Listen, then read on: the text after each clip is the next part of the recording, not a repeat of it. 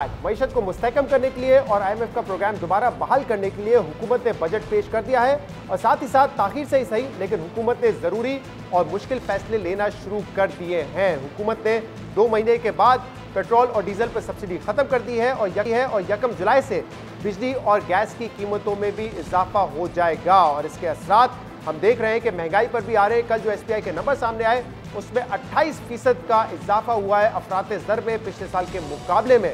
लेकिन इसके बावजूद, इन सख्त फैसलों के बावजूद अब तक मार्केट में कॉन्फिडेंस नहीं आया है, जिसकी वजह से डॉलर दिन ब दिन बढ़ता जा रहा है और आखिरी जो ट्रेडिंग का दिन था उसमें डॉलर इंटरबैंक मार्केट में 209 रुपए से तजावुज कर चुका है। और बार बार फाइनेंस मिनिस्टर मिफ्ता इस्माइल कह चुके हैं कि इन फैसलों के बाद जल्द आईएमएफ का जो प्लान है दोबारा बहाल हो जाएगा, लेकिन अब तक ये हुआ नहीं है। इसकी क्या वजह है, इस पर बात करेंगे, जिसके लिए हमें ज्वाइन किया है सीनियर सहाफी मेहताब हैदर साहब ने। मेहताब साहब, बहुत बहुत शुक्रिया ज्वाइन करने के लिए। क्या वजह है? मिफ्ता इस्माइल साहब बार बार कह रहे हैं कि बजट पेश कर दिया, मुश्किल फैसले भी ले लिए हैं और जल्द आप देखेंगे कि आईएमएफ का प्रोग्राम दोबारा बहाल हो जाएगा।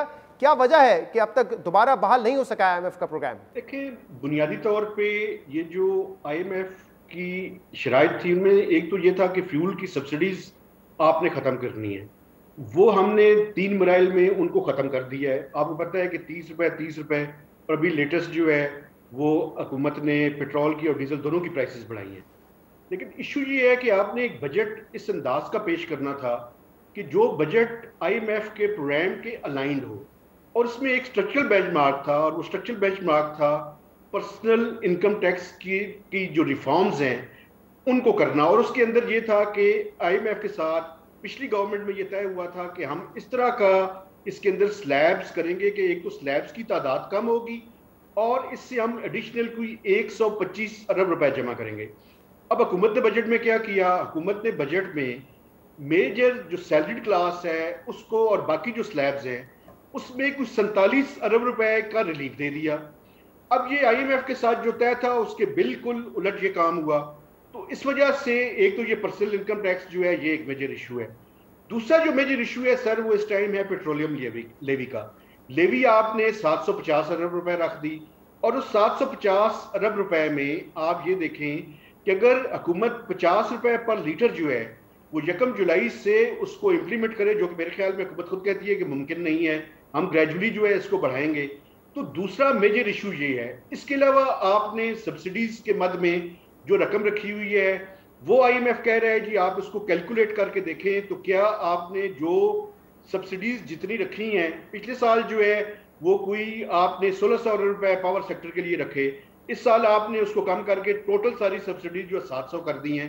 तो बेसिकली वो कैलकुलेशंस और वो सारी चीजें जो हैं वो इस टाइम दोनों साइड जो है उस पे कोई रिकंसाइल जो है वो करने की कोशिश कर रही हैं। सही। और तवक्को ये की जा रही है कि नेक्स्ट वीक के दौरान कोई ना कोई ये रिकंसिलिएशन जो है वो हो जाएगी और एक स्टाफ लेवल एग्रीमेंट जो है वो हो जाएगा। लेकिन ये 3 चीजें जो हैं ये इस time major bone of contention है दोनों साइड्स के दरमियान। मेहताब साहब, तो अब क्या तब्दीलियां करनी पड़ेंगी तभी बात आगे बढ़ेगी या डिप्लोमेटिक सतह पर भी इस मामले को हल किया जा सकता है? क्योंकि 2 दिन पहले मिफ्ता इस्माइल साहब की और आयशा गौस पाशा साहबा की मुलाकात हुई है यूएस एम्बेसडर से, तो डिप्लोमेटिकली हल करना पड़ेगा इस मसले को या फिर टेक्निकल चेंजेस करना पड़ेंगी? देखिए, बुनियादी तौर पे आपको एक फ्रेमवर्क जो है वो तय करना पड़ता है और उस फ्रेमवर्क को तय करने में अगर कोई एक चीज रह जाए तो उस पर डिप्लोमेटिक लेवल पे भी आपको सपोर्ट रिक्वायर्ड होती है। यहाँ पे उन्होंने एम्बेसडर जो अमेरिकन एम्बेसडर्स हैं उससे मुलाकात की है, लेकिन मैं समझता हूँ कि थोड़ा सा जो ऊपर का लेवल है, जो यूएस ट्रेड डिपार्टमेंट है या ईयू है, उसके लेवल पे भी हमें मस्टर करनी पड़ेगी वो सपोर्ट जो कि हमें बोर्ड में रिक्वायर्ड होगी। चूंकि स्टाफ लेवल एग्रीमेंट तो बुनियाद है और वो बुनियाद आपको टेक्निकल लेवल पे चीजों को तय करना पड़ता है, लेकिन आपको पता है कि बोर्ड में भी उसकी अप्रूवल चाहिए। तो इसके लिए डिप्लोमेटिक लेवल पे भी पाकिस्तान को वो कोशिशें करनी पड़ेंगी। अब जो बुनियादी आपका सवाल ये है कि एमईएफपी उन्होंने अभी तक शेयर नहीं किया, बुनियादी कोशिश यही है।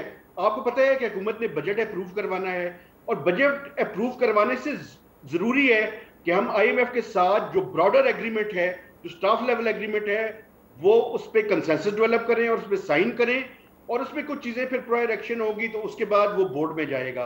तो ये जो नेक्स्ट वीक है, मैं समझता हूं कि ये बहुत ही इंपॉर्टेंट है। तो लेकिन मेहताब साहब, आप समझते हैं कि नेक्स्ट वीक तक एग्रीमेंट भी होना आप समझते हैं कि नेक्स्ट वीक तक स्टाफ लेवल एग्रीमेंट हो जाएगा, या बजट जब मंजूर होगा पार्लियामेंट से उसके बाद ही आईएमएफ आगे बढ़ेगा?